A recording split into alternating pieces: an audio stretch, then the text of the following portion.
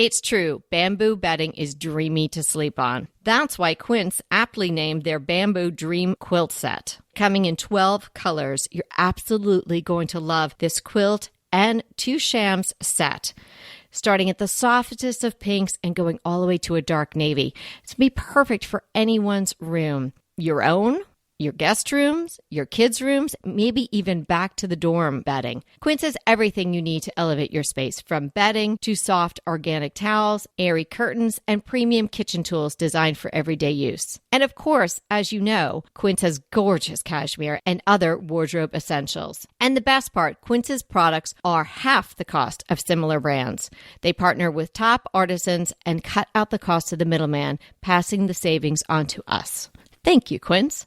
And they only work with factories that use safe, ethical, and responsible manufacturing practices, so you can feel good about your purchases from Quince. Elevate your space with home essentials from Quince. Go to quince.com/DTT for free shipping on your order and 365-day returns. That's Quince, QUINCE.com/DTT to get free shipping and 365-day returns. Quince.com/DTT.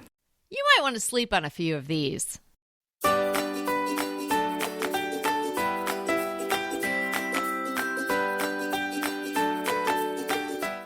Hey everybody, it's Kelly Wilkness and Anita Joyce. This is Decorating Tips and Tricks. And today we're talking about bedroom trends for this year, 2025. There's some stuff that you might want to think over and some stuff that you'll want to embrace. And we're going to tell you what we're hearing and seeing out there. And also, as always, give you our take on it. That's right. And a lot of times there's things that are reported that never really come to pass. So that's always fascinating, because there's some stuff that we read and say, that ain't happening. Like maybe this one. We are seeing and reading and hearing that wall-to-wall carpeting is back for the bedroom for 2025. Now, we can understand the appeal. You get up, maybe it's the middle of the night, you put your tootsies on the floor, and it feels nice and warm and cushy. But that's not enough to bring me back to wall-to-wall carpeting, really anywhere in my house, even the bedroom. But we are seeing it as a trend for this year in the bedroom. It's making a comeback. I think this is regional. And so a very cold climate, I can see people really wanting this. It makes sense. You're in a warm climate. I'm in a warm climate. I don't see that really coming back in here. I know people have it in their homes, but I wouldn't call it on trend here. Agreed. So maybe people where it's colder are going to feel differently and be rejoicing that this is back on trend. But I think it's something that will maybe be a blip on the screen. It's kind of like those recliner chairs. If somebody really wants it, they're going to get it, and that's fine. And you should do what makes you happy, and we say that all the time. So we want you to be happy. We want your cold feet to be warm and feel like you're enveloped in some yummy textures and carpet, if that's something that really floats your boat. But for me, even if I live somewhere cold, I would not want wall-to-wall carpeting. Newly installed wall-to-wall carpeting, unless it's sort of off-gassing, is delicious and clean and brand new. But the thing about wall-to-wall carpeting is that it's just there for a long time, and no matter how tidy you are and as much as you vacuum, it's still going to be attracting a lot of dust and things like that. I would just rather be able to either take a area rug out to be cleaned, or take it outside and give it a good shake, or as we can do now, get it washed. So that's how I feel about wall-to-wall carpeting. It's not for me for a host of reasons, but it's on trend. And if you love it, you should be getting really excited about 2025. That's right. That's right. And the next thing on my radar is the use of moody hues. We are talking chocolate browns, dusty plums, inky blues, all of these dark, just brooding, beautiful colors. These are being used in the bedroom, And I think there is definitely a general trend for deeper colors in the entire home. We covered that when we talked about the general trends for this year, and we'll link to those in the show notes. So it doesn't surprise me that we're seeing these in the bedroom as well. And I think this is a great place for them. Yes. If you're thinking about trying the general trend of the moody dark colors, I think your bedroom is a great place to give it a whirl. It's not as big a commitment oftentimes because it's maybe a smaller room than doing your open concept kitchen, dining room, a living area. That might be a little scary and a little overwhelming. This is a good spot to try it. You're generally in there at night anyway. So nighttime, moody colors, darker colors, I think that's really going to play well together. Gone are the days of the powder blue bedroom. I don't like powder blue. Of all the blues, powder blue is my least favorite. I don't blue. like that one either. Yeah, and lots of times people just pick a soft blue for a bedroom because kind of like the bathroom being beachy. There was somebody decided bedrooms should be powder blue a long time ago. I've seen so many powder blue bedrooms and I don't really get it. That's just not a great color. So if you're thinking about changing the color of your bedroom, I would try one of these moody colors. There's so many great ones. They've been trying for that chocolate brown for a while now. They've been working on that for a while. Yeah. I mean, they keep saying, chocolate brown's on trend.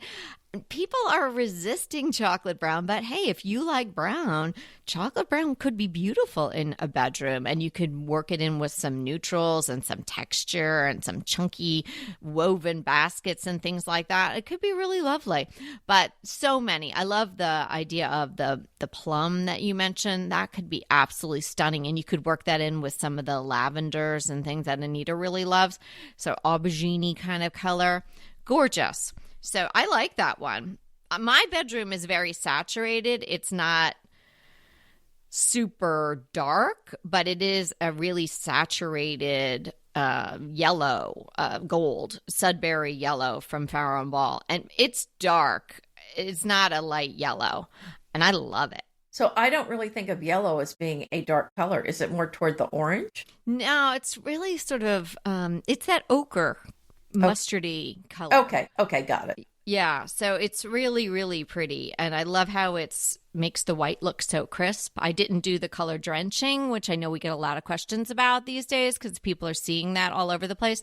I did not do the doors and the casings and the moldings in the Sudbury yellow. I kept that white, and I like the crisp contrast. But I think if you're doing one of these moodier colors, you might want to try the color drenching. I think it can really work, and particularly in a bedroom, I think it's a good room to try that in because lots of bedrooms are just generally the four walls. Oftentimes they don't have any kind of like funky things going on with the ceiling or little niches or things like that. So it might be a good place to try that. Going back to the color drenching, if you have kind of skimpy baseboards, not interesting trim around the windows, this is your sign that that's a good room for color drenching, because the only reason you would really want a contrast in color on your trim is if you have really interesting and a lot of trim that you really want to show off. So if it there isn't much to it, definitely go with the same color.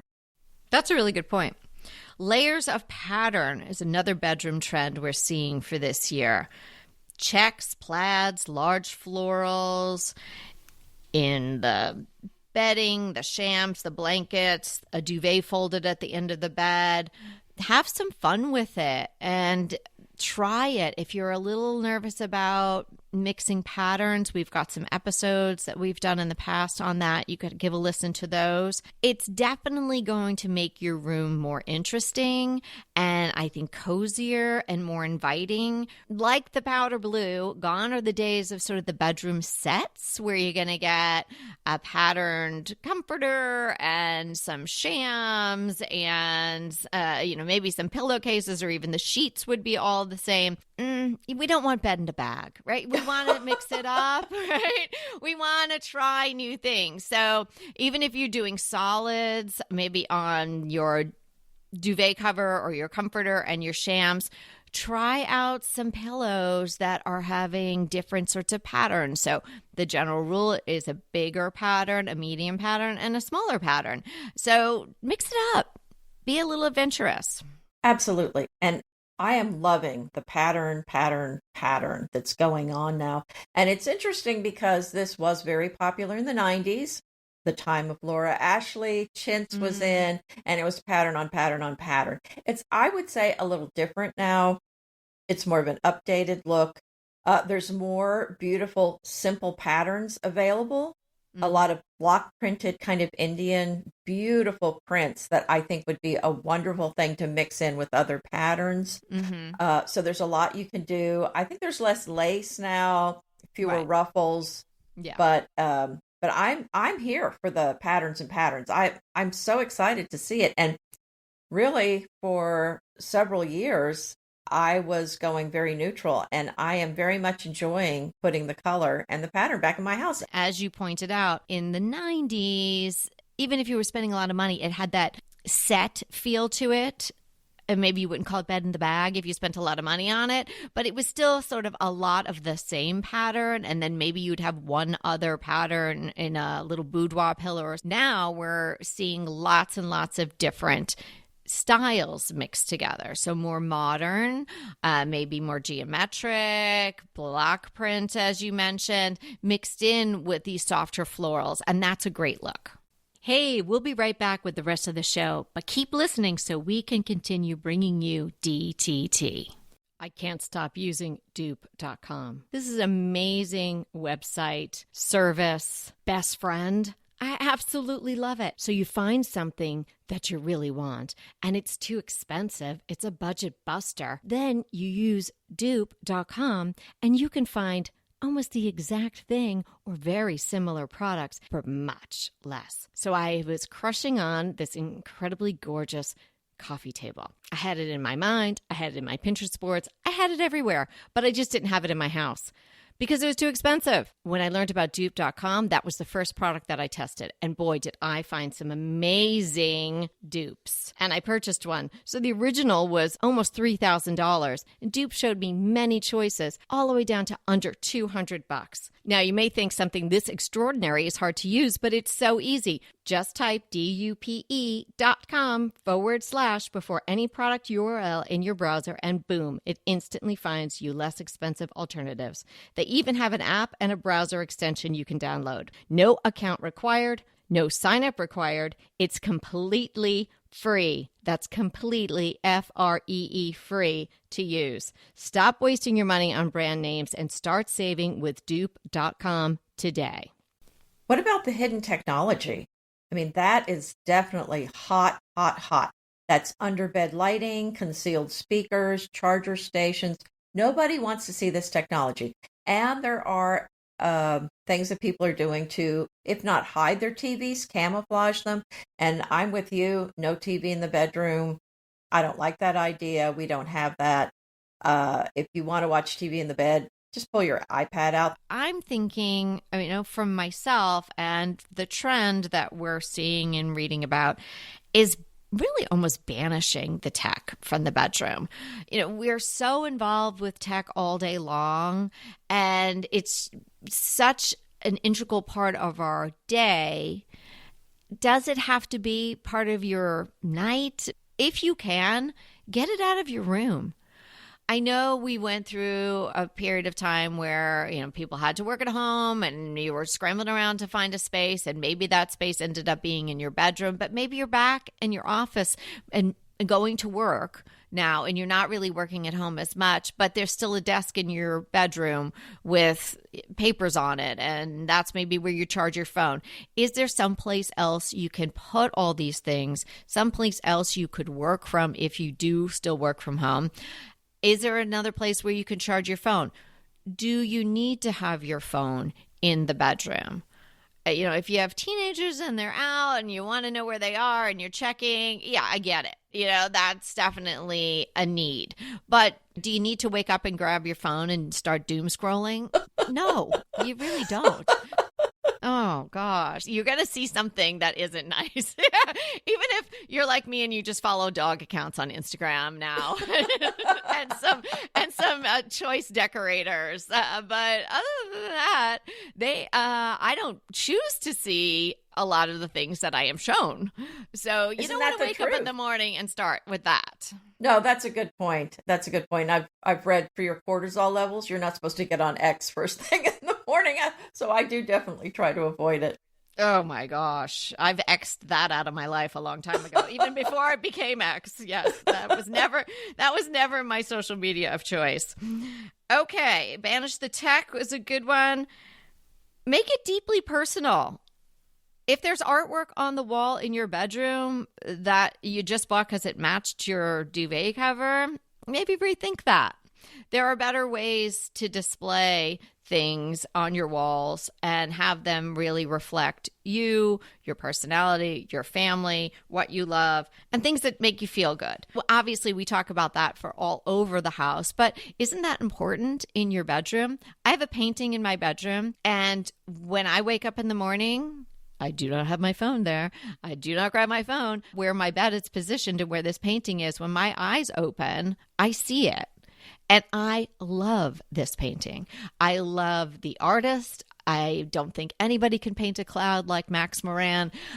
And I love remembering the day Peter and I bought it. I just love everything about this painting. And that's what I get to wake up to every day.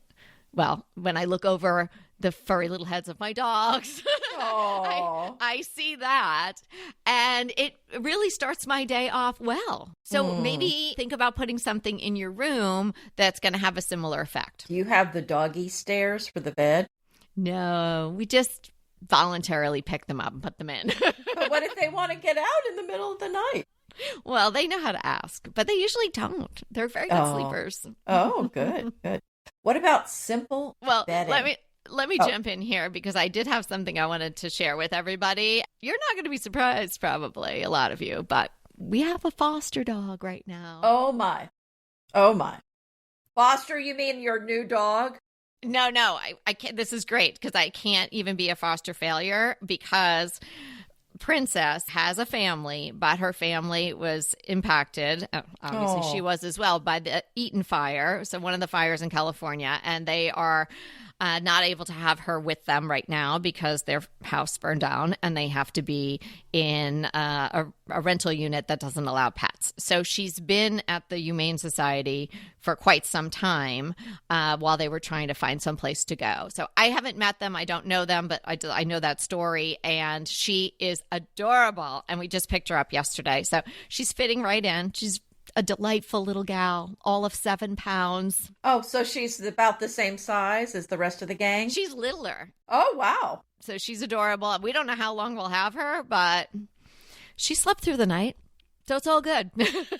Oh, that's so exciting. Good for you. She's very cute. Yeah, she's wearing a little sweater right now that Eve grew out of, and she's doing great. She ate her dinner, and she knows how to go. When she needs to go outside, she knows what to do, and she just feels like she's part of the gang already. Oh well, maybe she's enjoying having some housemates with her.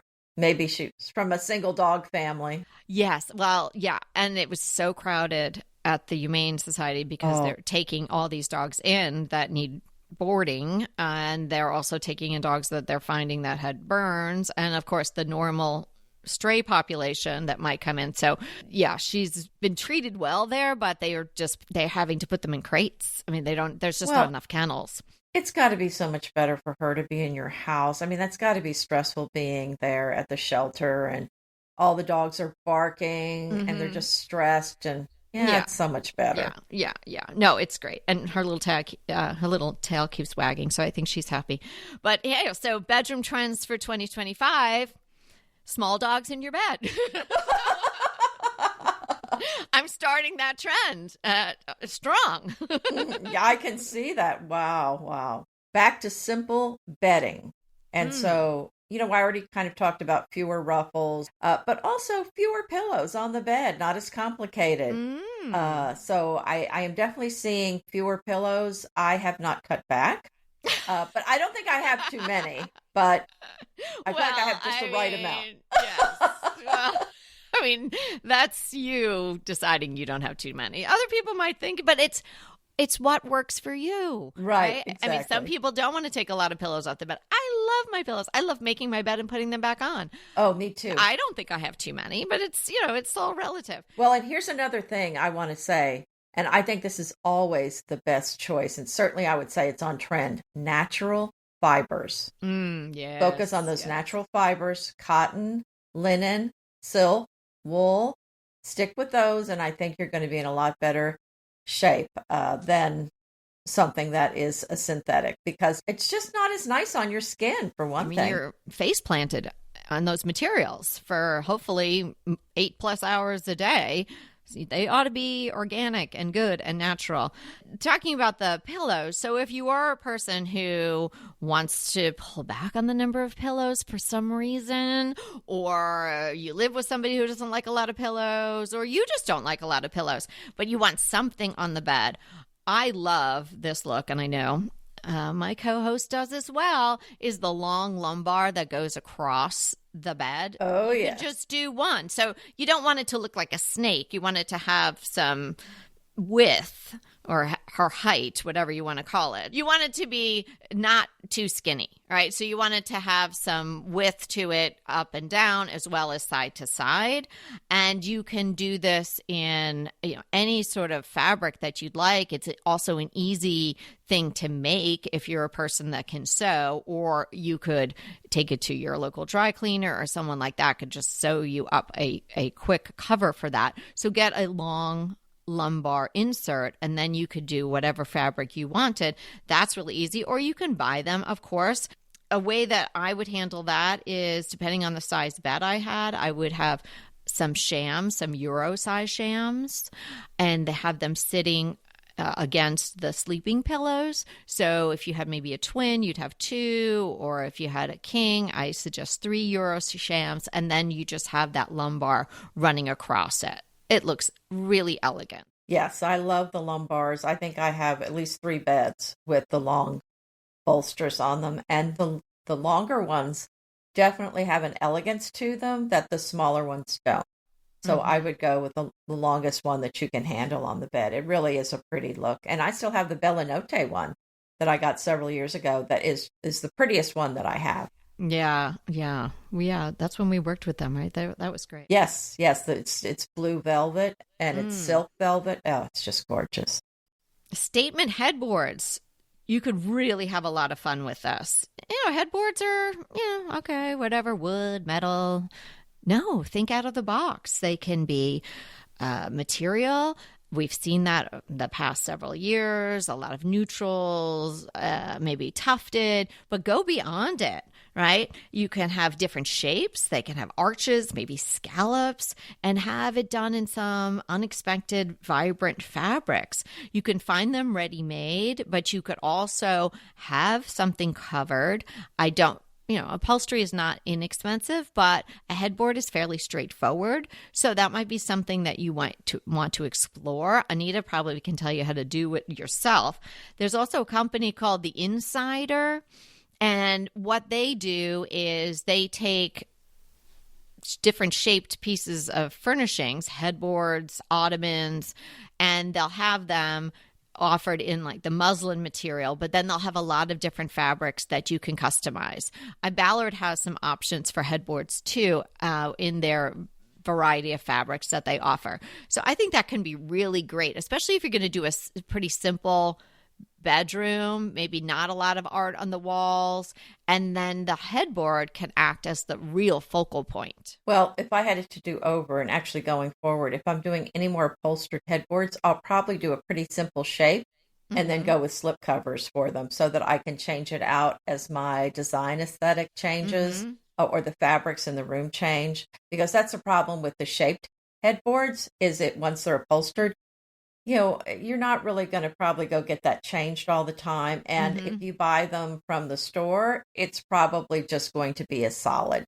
So to get any kind of really beautiful fabric, any patterns, you're going to have that custom done. So if you have a very simple rectangular headboard, then you can easily slip cover it. Well, I say easily because I sew. Yes. Or, I was rolling my eyes. Did you hear well, that? but sometimes but if it's a simple shape, you can Yeah. probably do some no sew option or just hire someone to do it. And it would be simple because it's just a slip cover. Once we're getting into upholstery, then I think we're talking about a much higher cost. Yeah. Excellent point. Another thing that we are seeing is layered lighting. Kelly, you talk about this all the time. You want lots of different sources of lighting. So it's layered. There's overhead lighting, there's table lamps, dimmable lamps, I think are important to have in here. You want to be able to adjust the lighting for whatever you're doing in there. You don't want it to always feel like you're in surgery. If you're getting ready for bed, you want some very soft light. As we're talking about light, make sure it's light that's conducive to going to bed. So if you're in there a little bit before you go to bed, make sure it's the yellow light and not the blue light, because blue light wakes you up. And so that's something else to think about, are the temperature of the light bulbs so that they're more toward the yellow side. Oh, that's really good. Drilling down on the temperature of the light bulb is an excellent idea. Another thing you might want to think about, and now this is not really decorative lighting, but there are little lights on various things in a bedroom, whether it be a thermostat or your air purifier or maybe your internet booster. There's a lot of stuff that might have some little glowy light in the night. And that might bother you. Maybe you wake up at 2 a.m. for whatever reason, and then you're seeing that little light, and it's just kind of throwing off your circadian rhythm. Now, maybe not everyone's that sensitive, but studies do show that these little lights make a difference in people's sleep patterns. Almost every one of these experts suggests, whether at home or traveling in and staying in a hotel or Airbnb or something like that, to cover these little lights. Yeah, and what you're saying is so true, because we had in our old house a big panel for the alarm system. And so if somebody came in after I was in bed, that whole thing would light up. And it's this blue light. So, I mean, the blue light is so bad. And actually, you gave me a thought, because when we're traveling next time, I think I'm going to take a little night light for the bathroom, but mine, I buy the yellow tint so it doesn't wake you up. Oh my gosh. Tips.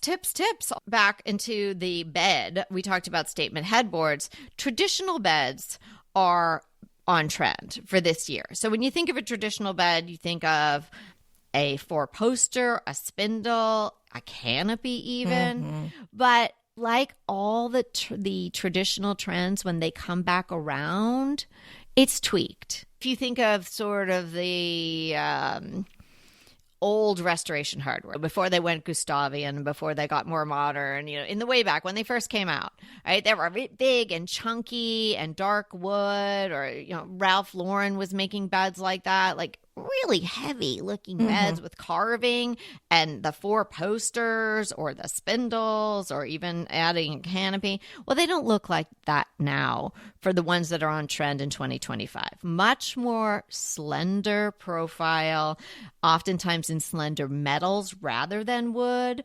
But if it is wood, it's a lot less imposing. And also beds are high again. Yes.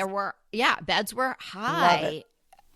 What do you think that was in like the late 80s into the 90s? I mean, you almost had to take a running leap sometimes, if you're 5'3", to get in like a springboard. Well, our beds are still that way. I love it. I think it looks so much better. And yeah, some of my beds are 30 inches tall. So it was just pretty tall for a bed, but I love the look. There is just nothing like a tall bed. Yeah, it started a long time ago, maybe the 90s, when the tall beds really went into style. But now when I see a low bed, I know that's kind of been in for a while, but it just looks off to me personally. So I love a taller bed. And I think the reason that things are going a little more delicate and less heavy, lighter weight, is because so much is being ordered online and they're shipping it. And a lot of times it's free shipping. Interesting. The practicality of it driving the trend. That's my opinion about what's going on there. Yeah. Well, because chairs got smaller too. And I think it's because they're being shipped. Interesting. I mean, they were always being shipped, but they were shipped in bulk to furniture stores. Now they've got to pay for individual shipping to the customer, which is a lot more money because you're shipping one item at a time. You know, the lower bed profile that we all got used to, I think also came about when the box spring was no longer essential. Exactly.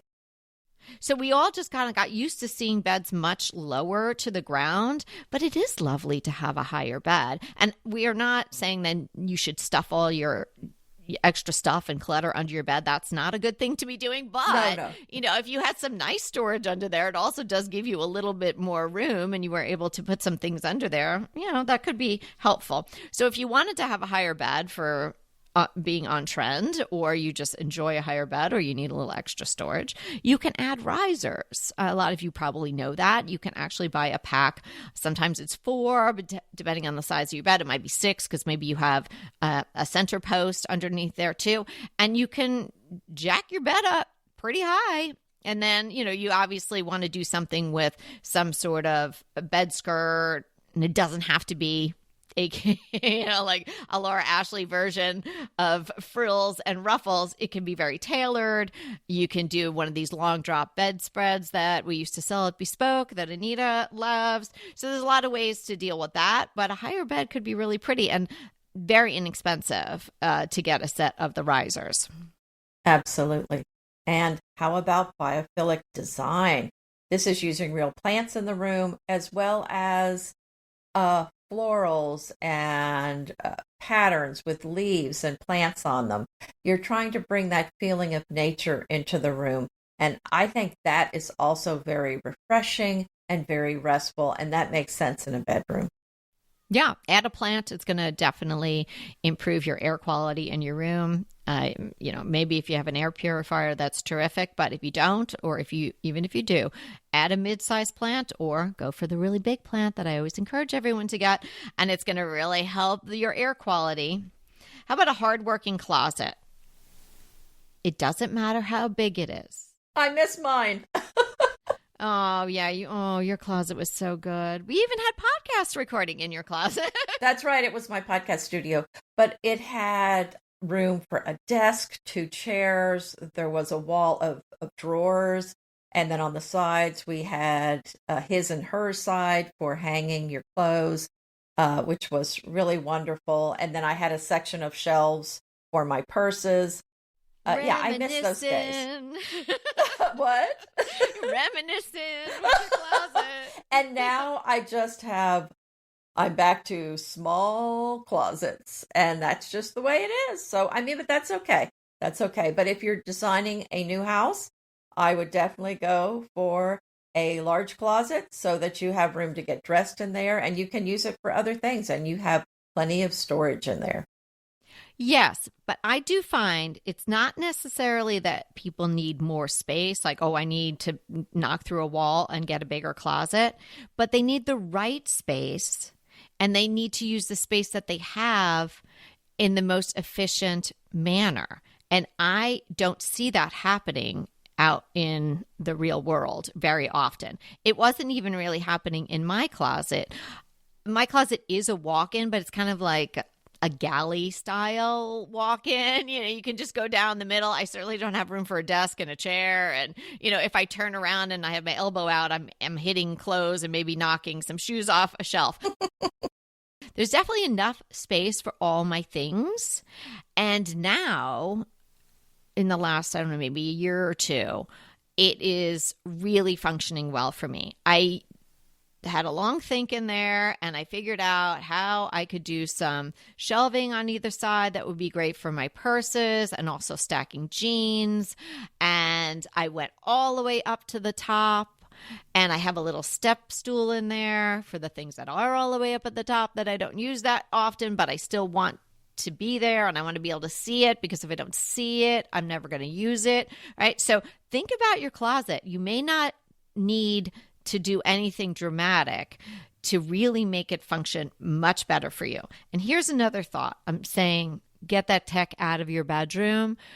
And even if it's just your phone that's plugged in next to your bed, maybe you can charge that phone in your closet. and just have a few people that you need to hear from in the middle of the night if that, God forbid, there was a problem on your favorites, and everybody else gets blocked out. I know I accidentally butt dialed you once, and then I was banished from your favorites because I called you in the night without meaning to. So, don't put those people on your favorites, but you can maybe carve out, you don't have a lot of room, right? Just a place where you can plug it in. And that's where it is. So if you feel like, oh, God forbid, at least I'll hear it if it's my teenager or, my mom or whatever, you can be close enough, but it's not right in your face. And you can't wake up, roll over and grab it and start looking at it. So that's a thing that you might want to consider for your closet. But definitely go in your closet. If you're struggling with your closet space, and you got stuff stuffed in there and you only wear 5 things because everything else you can't even see, so you don't even remember you have it, spend some time in there. There's going to be a way to utilize the space better, I'm sure. So what are we defining today? Before we get into the DTT defines, I wanted to talk about another review that we got. We have so many wonderful reviews we've gotten recently, and so I'm going to read this one. DTT is my number 1, and this is Buddha to 4. Woo-woo. And it says, as a decorating enthusiast, I have found DTT to be the best podcast available. Kelly and Anita have great chemistry, and I love the banter. They have great ideas, suggestions, and lots of laughs. I've listened to every episode, and I'm always anxiously awaiting the next episode. Aww. So thank you so much for the wonderful review. Oh, thank you so much. Yes, we read every single review, and it means so much to us. And it also really helps the show because they promote shows that have better ratings, obviously. I mean, who wouldn't? So if you haven't left one, please do. And thank you so much to everyone who has. It was nice. I've read that one, of course. It was nice to hear it read out loud. Well, yes. But anyway, we really appreciate the reviews, and that's why we're reading them. And so hopefully I'll have several more to read in upcoming episodes. So DTT defines sugar scuttle. So a sugar scuttle is based on the design of a coal scuttle. And so you're like, okay, so what is a scuttle? Yeah, we're going round and round. I know. So it's a slanted body. It's kind of a metal thing. The coal scuttle is this metal thing. It's got a slanted body, open at one end. It sits on a pedestal foot. And, it usually had some sort of big scoop for getting the coal out. So can you picture it yet? It usually had a handle on the top as well. Yeah, that I got right away. When you said scuttle, that's where my brain went to. But I've never heard of one for sugar. Right. So the sugar ones look pretty much like the coal ones. And actually, I thought of talking about this because I have one for my mother-in-law, and it's silver. It's for sugar, and it's just little, like maybe 4 inches tall, and it's really pretty. So these were introduced in the 1850s. And, the Victorians, they love to overdo everything, gild the lily. They just love design, pattern. Right. And they love to have a thing for everything. Anything you did had its own special thing that you did it with. Right. So these kind of went out of vogue after World War II, but I think they're really pretty. I was always taken with the one that we inherited, and I think it's so pretty, and that's why we still have it. So many things have gone out the door, but this is really pretty. If you don't know what I'm talking about, you can look it up on the internet, and I know that the internet will show you something. Hopefully it's good. Or you can just check the show notes. That's right. So what is your crush for today? So my crush is this great pair of shoes. They're called Teeks, T-I-E-K-S. Their tagline is the ballet flat reinvented.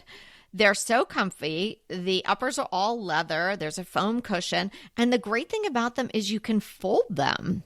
The sole is kind of in 2 pieces. They're comfy. They're pretty. They come in so many different styles. And I recently was on a trip, and you could just fold them up and stick them in your bag. They're so small. It's sometimes hard to bring a selection of shoes, especially if you're just going to take a carry-on bag, which is the way I like to travel. Really, they're smaller than my phone when they're folded up. It's crazy. Oh, wow. That sounds wonderful. So mine is something I am thoroughly enjoying. It is a placemat, but these are the Kaspari Chinoiserie Pagoda die cut placemats. So they're laminated. They kind of remind me of the Pimpernel, but they're not cork on the bottom. I don't know what they are, but these are die cut. They're in the shape of a pagoda, and they're blue and white. They may come in other colors, but all I have is the blue and white. They're really charming. It's so fun. You put your plate on there, and it really looks very whimsical, I guess, for lack of a better word. They're really pretty. I thought they were lovely, and they have a lot of die cut placemats that you can use. There's some in the shape of a leaf and other things. So if you're looking for something to give your table a little pick me up, I think you might enjoy something like this. Oh, wow. So nice. Great. That sounds pretty. And they're probably not that expensive, right? Well, I got them on Amazon. I'll include the link. I think they were around $18 a piece. So not the cheapest, but very, very unique. You're not going to find anything else that looks like this. Oh, great. Well, so much fun today. I know. Well, thanks for hanging out with me, Kelly. And thank you for hanging out with us. And remember, we are here to inspire you to create a beautiful home. Until next time. Want to talk to us? Well, we really want to talk to you. So let's schedule a design consult. Anita and I are here to give you individualized, actionable advice on how to create the beautiful home you want and deserve. It's so easy to schedule a design consult with us. Simply click the link in the show notes or head to decoratingtipsandtricks.com/consult. When we talk to you on the scheduled time, we will be ready with so many great tips, advice, and yes, tricks. So sign up today for a design consult. We can't wait to talk to you.